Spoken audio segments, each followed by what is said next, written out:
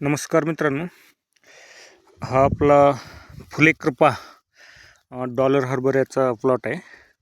सध्या बघा ही सेटिंग अशी झालेली आहे. सेटिंग म्हणजे आता भरपूर दिवस झाले होऊन म्हणजे आता जवळजवळ आता एंडिंग होत चालली आहे, म्हणजे शेवट. आता 3 महिने कंप्लीट झाले. नाही 3 महिन्याला 4-5 दिवस काहीतरी कमी आहेत. अजून गेले 15-20 दिवस तर अजून घेईल, पण ह्यातले घाटे वगैरे पूर्ण भरलेत. आता शेंड्याकडच्या साईडचे थोडे राहिलेत, हो का. हे नॉर्मल अजून फुलं पण आहेत त्याला,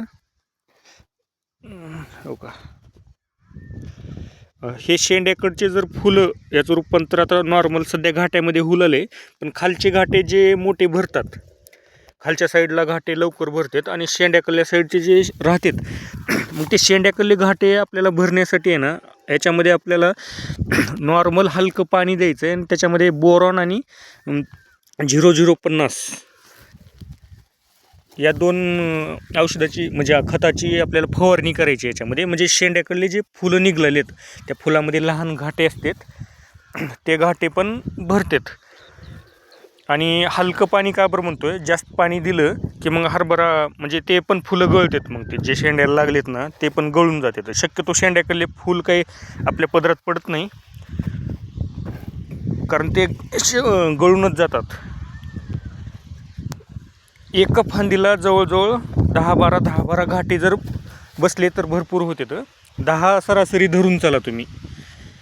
हे घाट्याची संख्या जर हे आपल्याला 10 भेटत असतील तर भरपूर झाली, हो का. आता खाली बघा याच्यामध्ये 7-8 खाली आहेत आणि वरच्या साईडला अजून फुल वगैरे आहेत, हो का. 3-4 फुलं आहेत, पण त्याच्यामधून आत्ता घाटा निघाला आहे. पण हे घाटे आता पूर्णपणे भरलेत, तर ह्या घाट्याचं त्याचा म्हणजे हे होत नाही. आता हे बघा,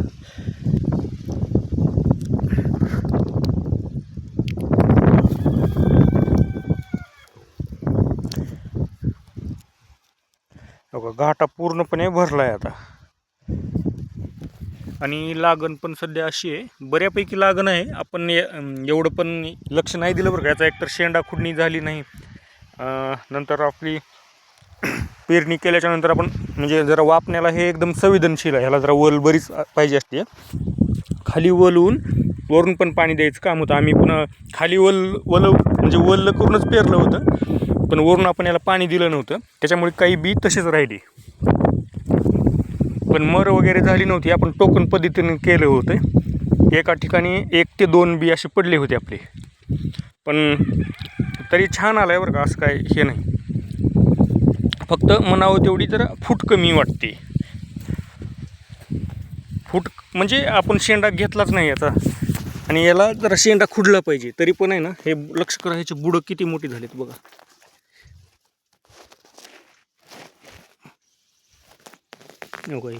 हे एकच झाड आहे पूर्ण बरं का. हे बुडातून आलेलं आहे, हो बाई. हे वडावडी करायची मोडते, हो का. हे बघा, हे 2 आहेत, हो का. हे एकच आहे सिंगल, हो का. एका झाडाला मग एवढे हे आहेत. आपण याला बीज प्रक्रिया ट्रायकोडर्माची केली होती. मर वगैरे तर झालेली नाही, फक्त थोडं आपलं घाटे अळीचा तेवढा प्रादुर्भाव थोडा झालेला आहे, पण जास्ती नाही झाला, कारण फवारणी लगेच घेतली होती. तर हे नॉर्मल कुठं तरी तुम्हाला खोकडे दिसत असतील, हो काही. घाटे अळी म्हणजे अशी मध्ये येज पाडून मरीत जाऊन बसती अळी आणि खाऊन टाकते घाटा.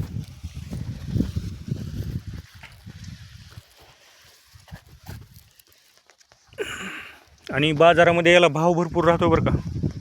तरी हरभरा भरपूर भाव उतरला आहे, तरी पण हे जवळजवळ 8,000च्या पुढूनच चालते.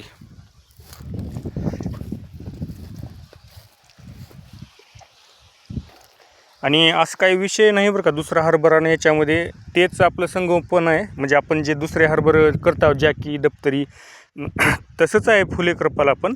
फक्त हे जे आपलं फुलेकृपा हे जे म्हणजे डॉलर पिकाचं जे हरभरा आहे ना, याला जरा खायला जास्ती लागतं. म्हणजे आता हे शेवटी मोठं आहे ना, याचे घाटे पण मोठे असतात, त्याच्यामुळे थोडं ह्याला खायला जास्ती लागतं, म्हणजे थोडा खात जास्ती लागणार असं धरणात. आपण जे हरभऱ्याला ते आपल्या देतो ना, त्याच्यापेक्षा थोडं जास्ती द्यायचं आहे याला. हरभरा मस्त जमतो आहे हा पण. आता मी पहिल्यांदाच केलेलं आहे, आपल्याला पण एवढा अनुभव नव्हता, पण चांगला जमला आहे. ठीक आहे मित्रांनो, धन्यवाद.